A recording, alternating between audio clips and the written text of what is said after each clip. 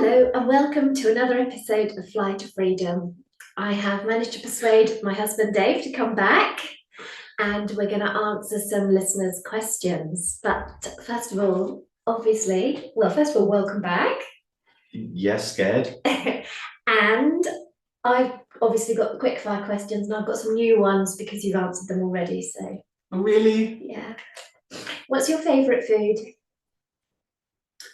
Well, specifically your lasagna. Okay. What is your favourite season and why?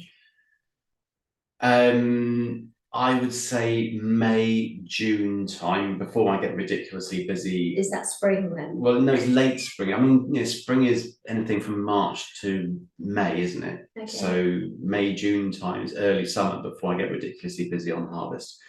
But we've still got the weather. I love the weather. Okay. I don't like the cold. What day have you had in your life that you would like to relive? What day in my life? Yeah, think of a day of your life that was so wonderful you'd like to relive it. That's an impossible question. I have no idea. No, realistically, you're meant to say your wedding day to me here. Okay. Yeah, right. Failed at the first hurdle. You put that as a trick question, didn't you? You knew I wouldn't say that. Describe yourself. That's mean. Describe yourself in 3 words. Honest, hardworking. I don't know what the last one would be. Probably supportive. Yeah, I'd go with that. And the last question is, what is the kindest thing you have ever done for yourself?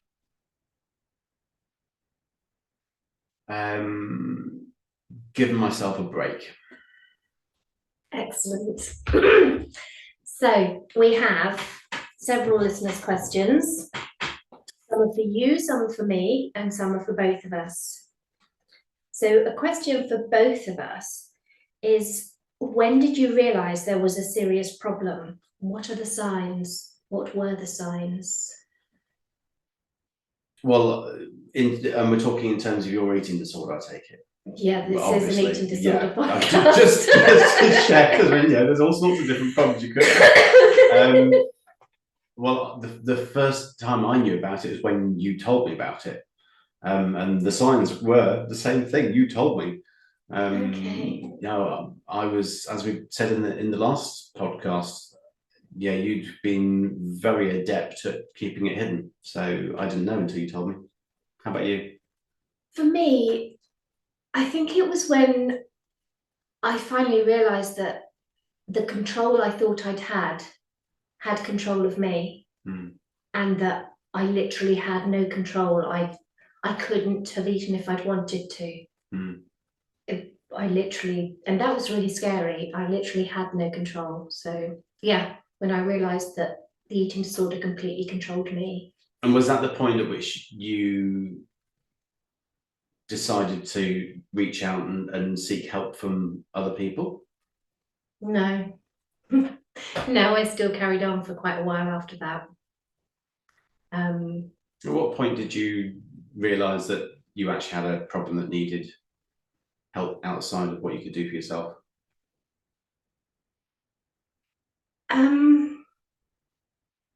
I think the day I decided to take my life. I think that's when I knew that I had nothing left. I knew that I couldn't do it on my own anymore. Yeah. So, meant to stay that. Yes. Oh, this is an interesting question. How did your parents see or react to my struggles? Yours or mine? Both of our parents. So for me, my dad's dead, so he didn't see or react in any way, shape or form. And it took me a really long time to actually open up to my mum. I was really scared of doing that. My mum knew quite a long time after everybody else. and she just cried, really. She was incredibly sad, a little bit in denial, but yeah, really sad. Your mum's marbles are running free, so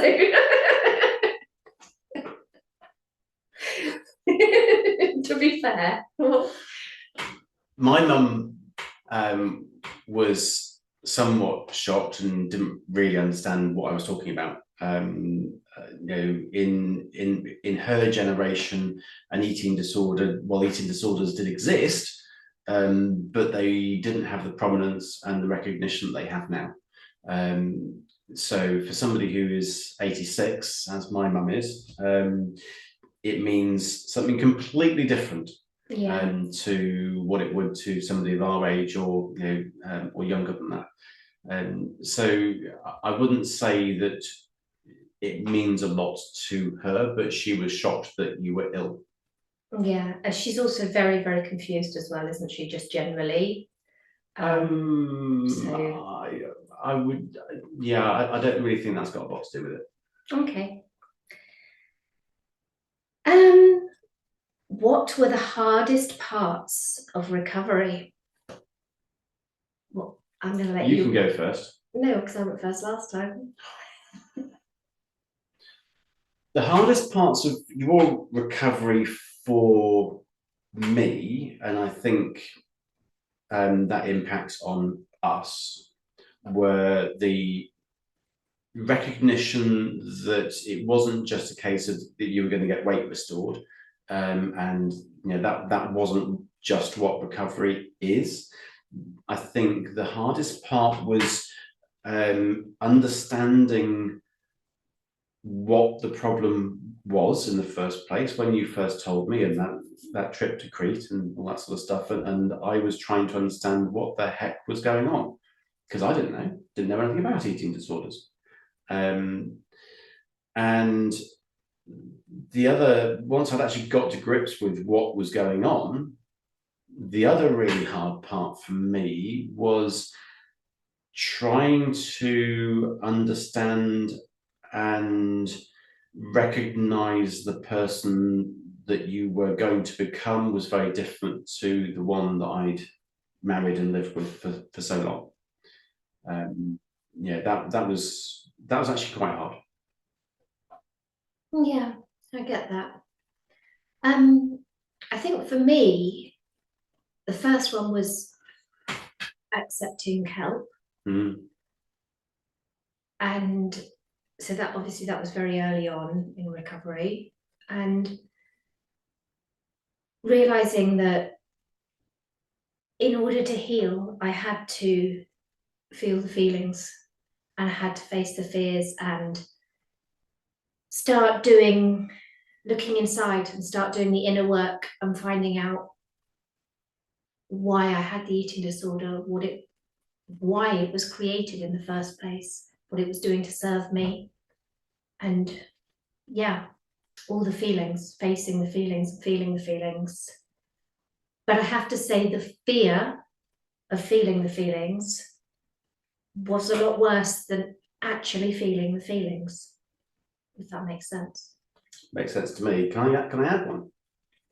Oh, I don't know. Well, listen to you talking then, I think the other thing that I found particularly hard and really only looking back on it now that you're talking about it, is watching you having those feelings and watching you struggle with those feelings, and watching you forcing yourself to eat when you didn't want to eat, when your ED was telling you to do other things, but you were determined to recover, and your determination, man, it was something else. But actually watching you in mental pain was also probably one of the hardest things. But you kind of block that out now that you're where you are. I'd kind of forgotten that until you started talking about it. Yeah, I just used to sit at the table with tears running down my face, didn't I? Trying to eat. Yeah, and of course I, at the other end of the table, couldn't actually say anything to you. No. I couldn't say to you, well, for goodness sake, just eat. It's just food. For goodness sake, everyone else in the family is eating, and you're sat there, looking like that. Just I can't do that. That's not supportive. No, it's not. So yeah, that's a different role for us. Okay, we have another question here. Did you get educated on my eating disorder and recovery by reading any books or anything? This listener is finding it really hard to explain what she's going through to her husband because it's such a lived experience kind of thing, and she's feeling really isolated and disconnected. Yeah, that's a really good question, actually. When we went to Crete, I read 2 books whilst we were in Crete that were some of the first 2 books that you got to understand the condition yourself. And I remember you read them, then I read them.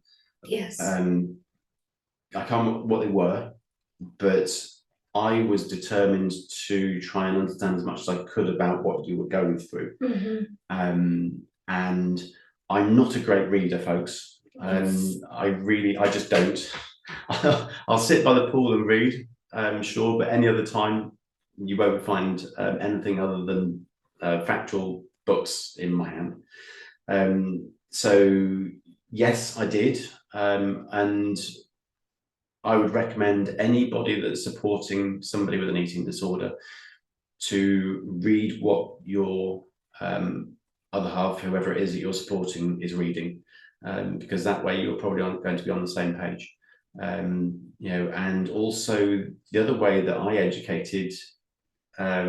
was educated about what you were going through was making sure that I had an open communication with you. Yeah, I did try and share as much as I could. Probably more from books and podcasts with you. Yeah. It took me quite a while to be able to share my feelings. Yeah. And how it was directly affecting me. And so, yeah, I did feel pretty isolated at times. Would it be fair to say that you, as somebody who had the eating disorder, approaching me, who obviously had no idea what was going on, it's very important that I'm as supportive as I can of you. How would you recommend that other people approach their loved ones and try and make sure they've got the support they need? I think by asking what support they think could be helpful, asking if there's any podcasts, books, programs, websites, anything that they can look at that would help them to understand and be supportive. And just, I suppose the most supportive thing was for you to take up the responsibility for the practical side of things so that I could focus on recovery, because I was such a perfectionist and so worried about anything being out of place and needing everything to be perfect all the time, that actually not being able to do everything and worrying about it was really, really hard. So when you took up the practical side of things and started doing more of that and accepted that perhaps I would not be completely satisfied with how well you'd done them, and I would complain every time you folded the washing wrong. Yep, it's a thing. Yeah. But not getting narky about that and not answering, like saying, oh, for God's sake and stuff, just accepting that that was just part of me and part of the perfectionism.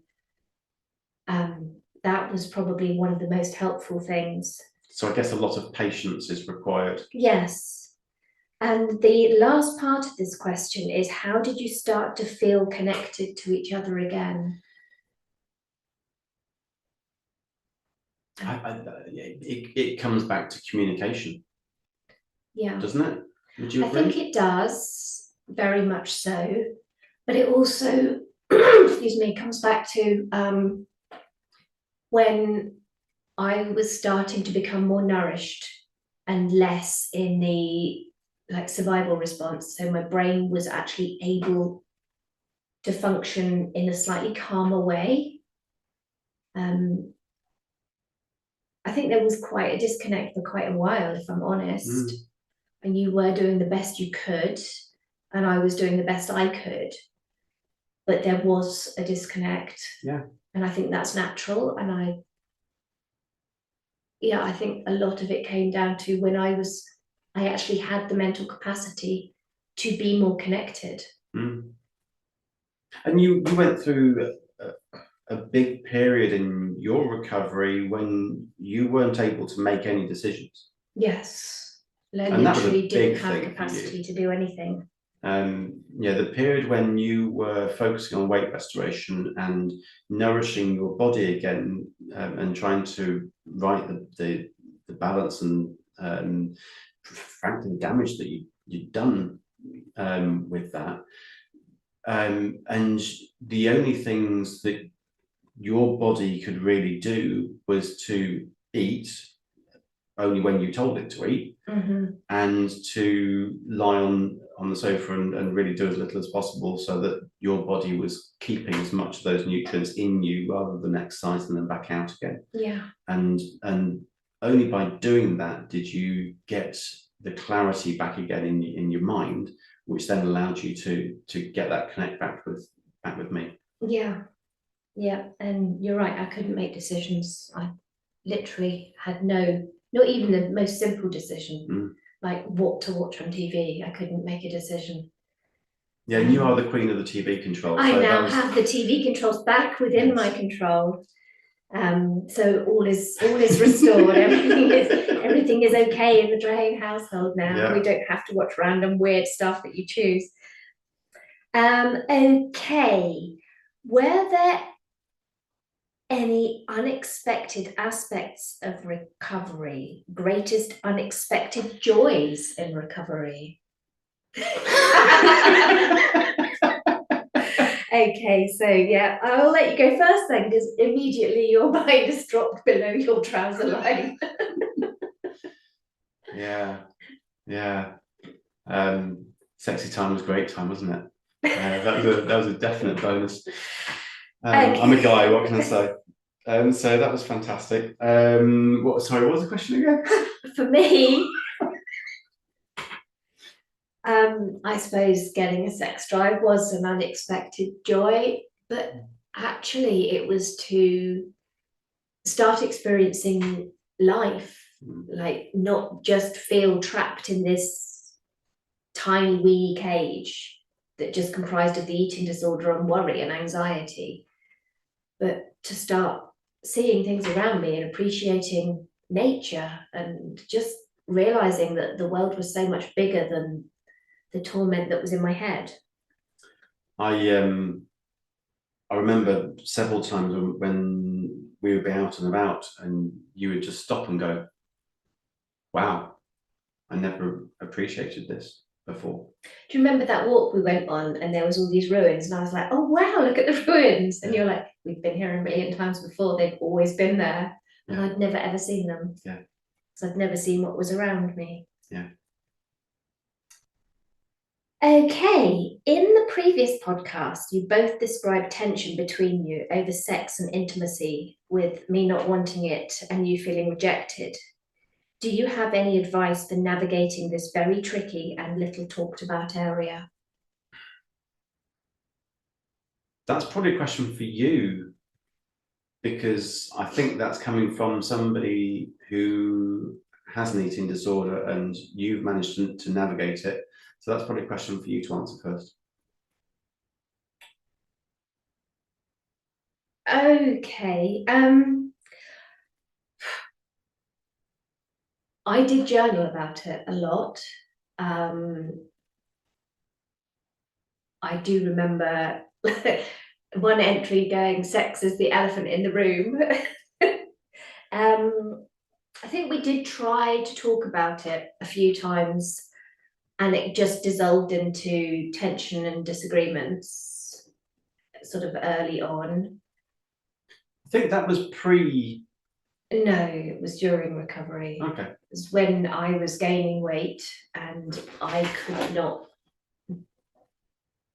even tolerate the idea of you seeing me without clothes on, or even with clothes on was quite a struggle for a while, actually. I think I had to focus on what was right for me, and I just had to let you feel rejected, and I had to be okay with you being rejected. And I think that I don't think I could have done it any other way, because I literally needed to focus on myself. And that sounds quite selfish, but it was actually self-care, because I had to be able to accept my own body before I could accept that you could accept my body. So yeah, I just had to let you feel rejected, but I had to also have compassion for you for feeling rejected, and compassion for myself for how I felt, rather than being angry at myself for making you feel rejected. I think the best advice that I could give somebody in this situation is to benefit from our experience that we've been talking about both on the last podcast and also on this one. It's not a subject that gets talked about a lot, and I think explaining that situation to your loved one and saying to them that this is part of recovery, and that you need to be feeling a lot more confident in yourself before you can have that sort of intimacy with your loved one. And explain that you understand that it's hard for them as well, and that it's not going to be forever, but they need to support you in your recovery. It is incredibly hard for a guy to go through a dry period. Guys have. You're about to stop me. No, you carry on. Guy. In your opinion, this is. Yeah. Okay. In your experience. Yes, absolutely. It is very, very hard for in my experience for guys to go through a dry period, I think being understanding of that and talking about it, using the benefit of the experience that we've had, would be the way that I would try and navigate that if I was going to go through that again. Yeah, I think I did reassure you that I wanted to want it. You did say but that, I wasn't yes. in that place at that time, and whilst I understood and had compassion for the effect it had on you, I still had to focus on my recovery, because when all said and done, that was the most important thing. And actually understanding that is part of the recovery, not that you had gone off me, or that it didn't have a bigger meaning. I think is important as well, because it'd be very easy for me to just think that, well, you just don't like me anymore. Yes, that's a really valid point, actually.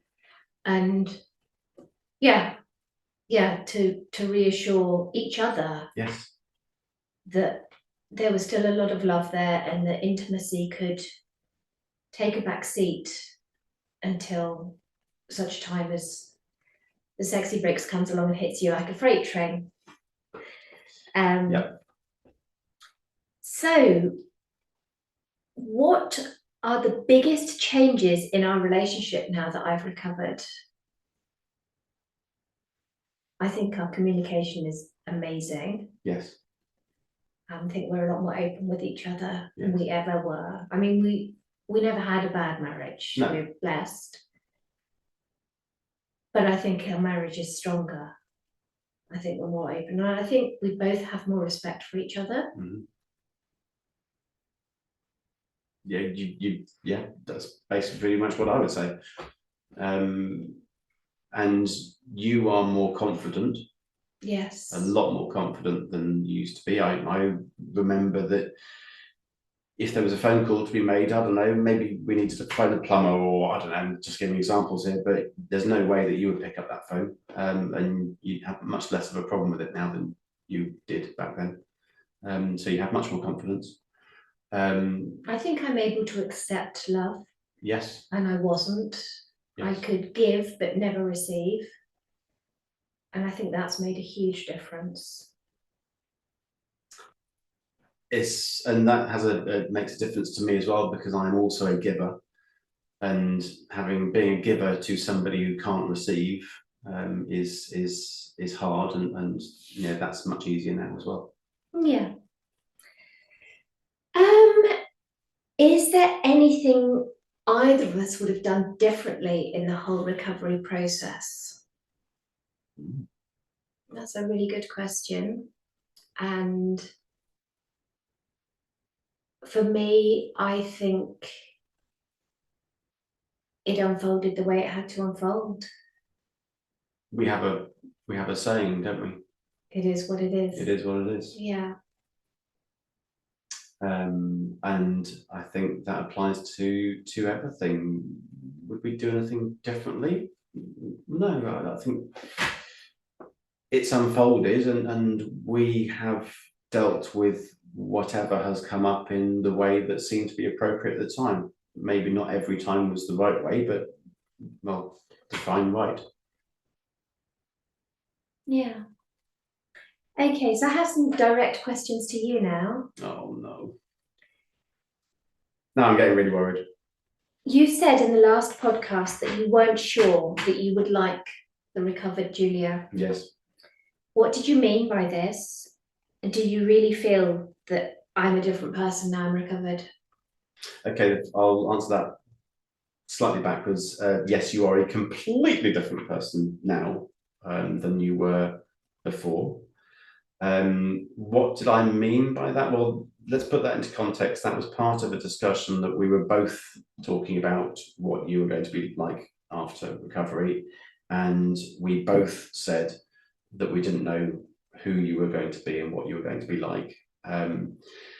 And having lived with somebody for as long as we've been together, which is over 30 years, and to realize that the entirety of that time has been Julia an eating disorder. I had no idea, absolutely no idea how much you would change, in what way you would change, and whether that person was going to be what I would think of that person. It really does, it's as simple as that. As it happens, the Julia that's come out the other side is amazing. I'm not going to lavish you with too much this time, but yes, it's turned out very, very well indeed.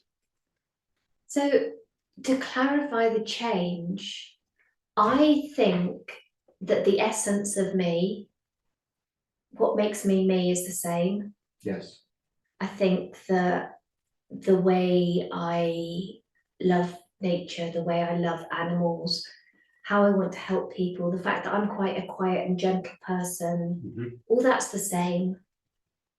What makes me me never changed. But how I can communicate it, the way I can feel excitement and passion, and the way I can be confident and love who I am and stand up for myself and say what I want, and receive and give and just enjoy and feel, that's all changed. But we didn't know that back then. No, but what I'm saying is, yes, I'm a different person in how I approach the world, but the essence of me, that's still the same. I'm still the same person inside.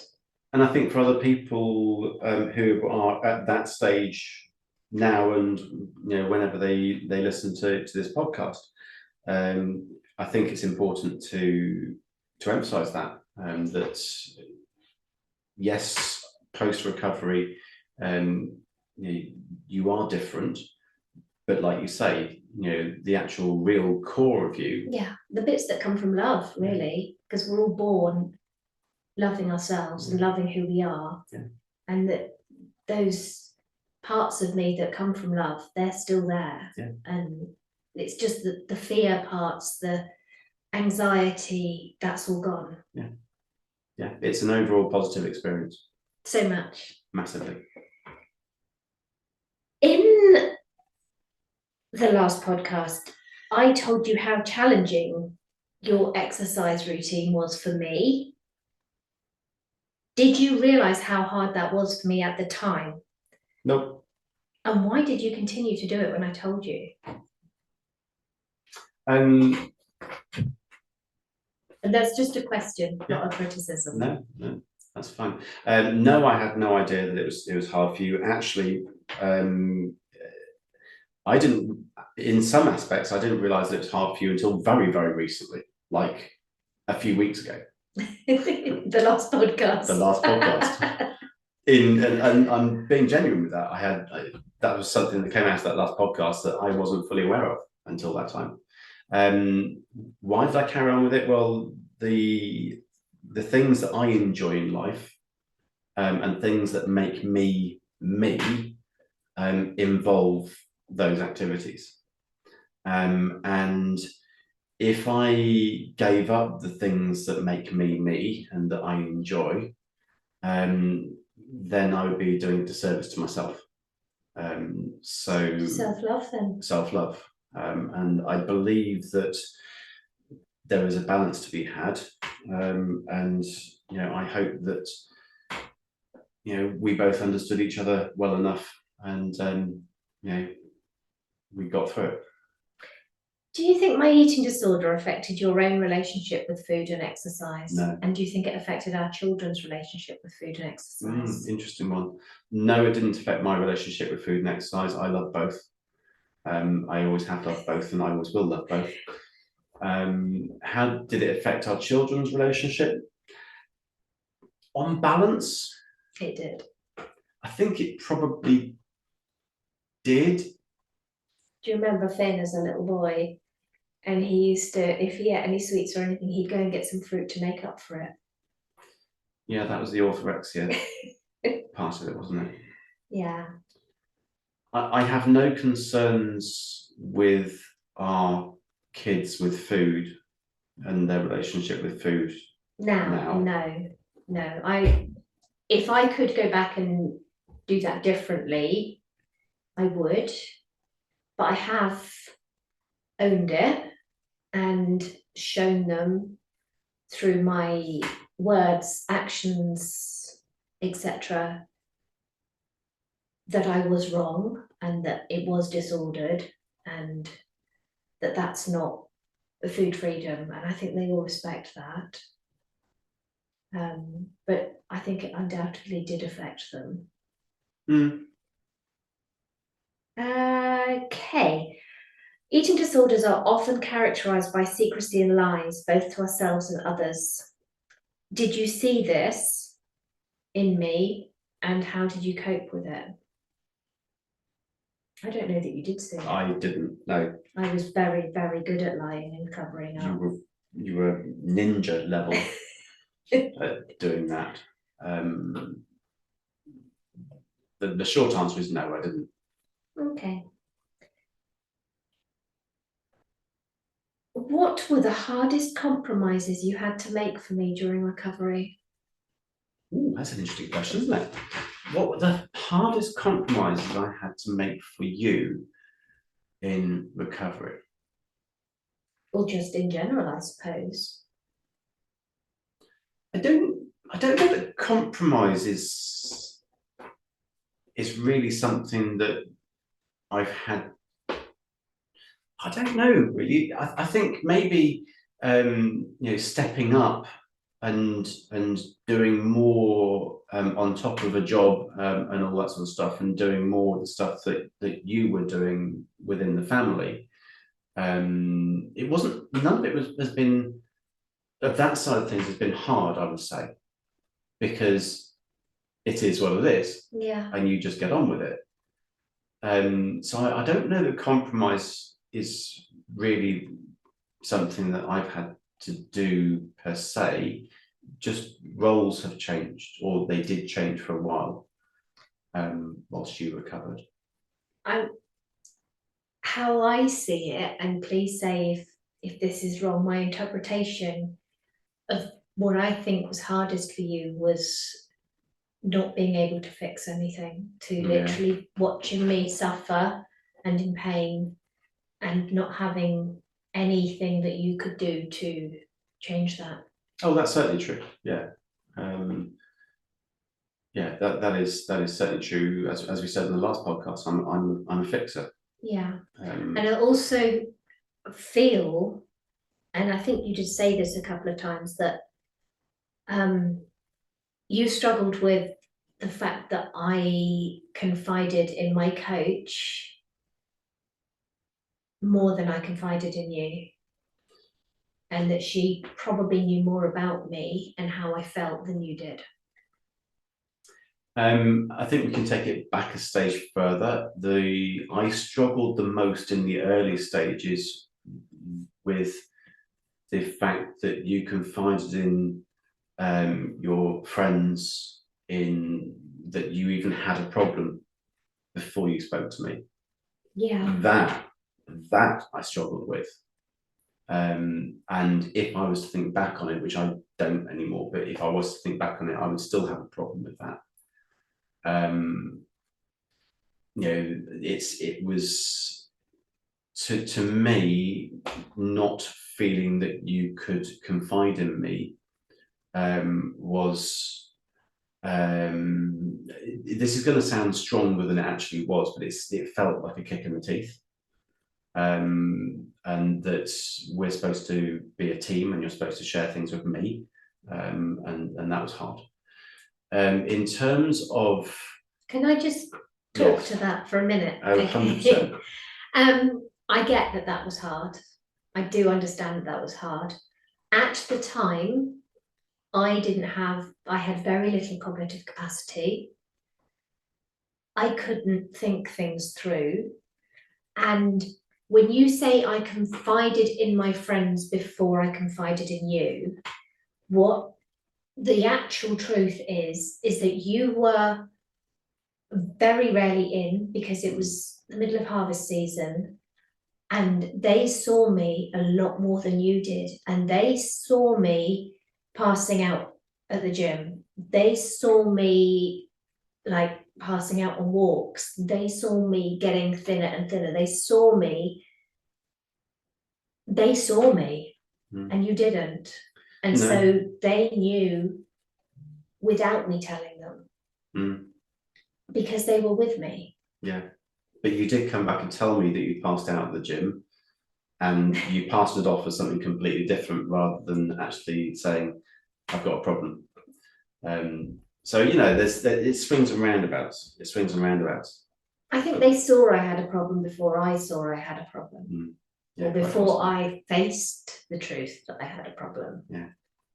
So, yeah, I think maybe your interpretation of that is harsher than the reality of it.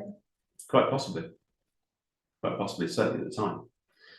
In terms of your coach knowing more about you than I did, I could have made that mean more than it does.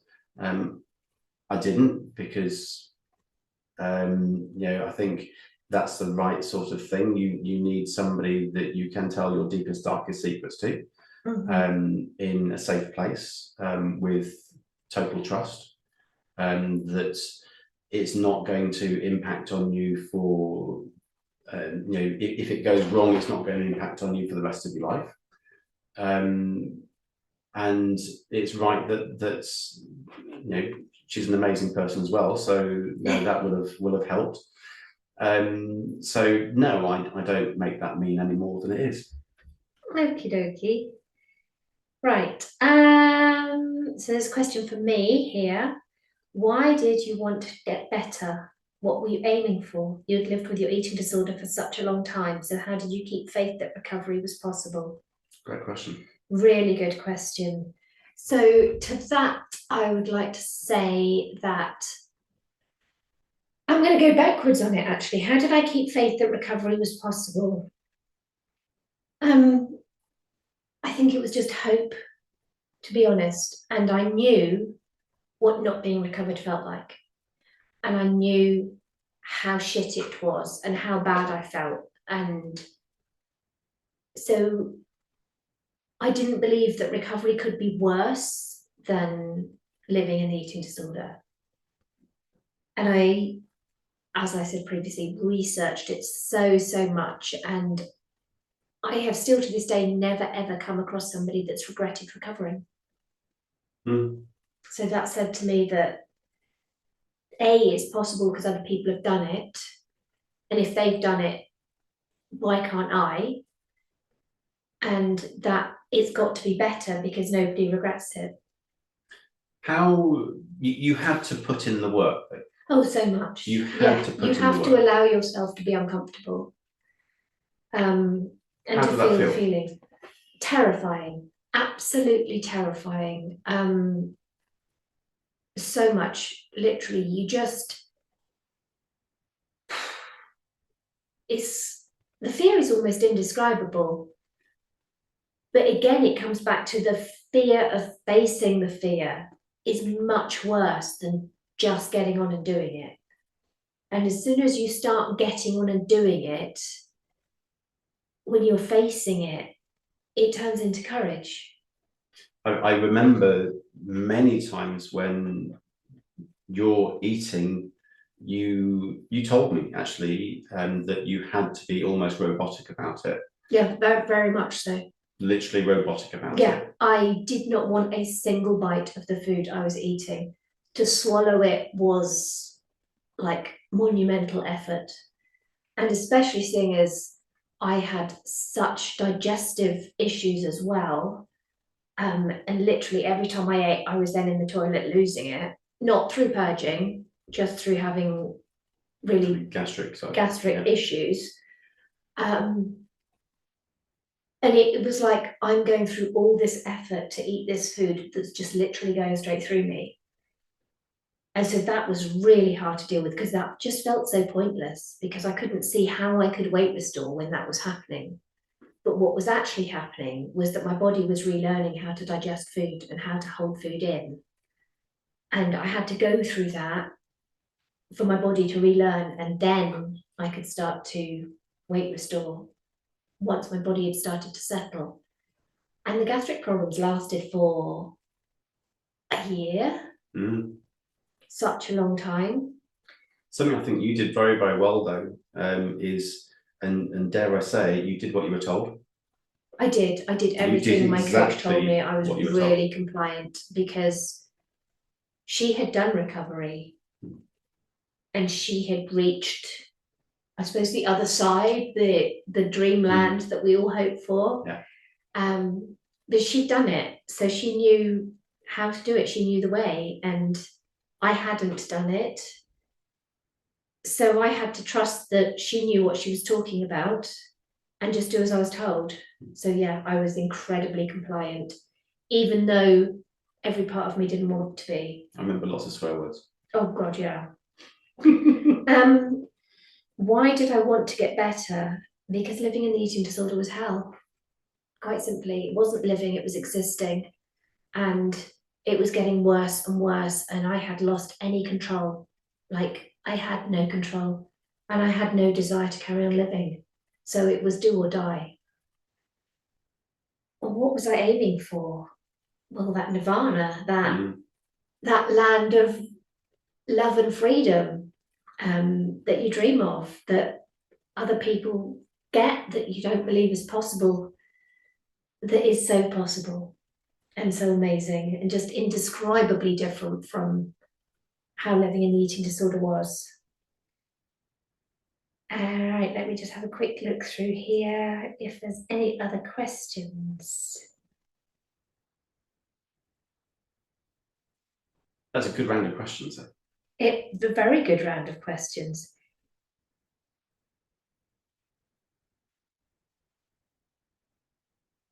At what point, this is to both of us, and I think this can be the last question because it's a beautiful question to end on.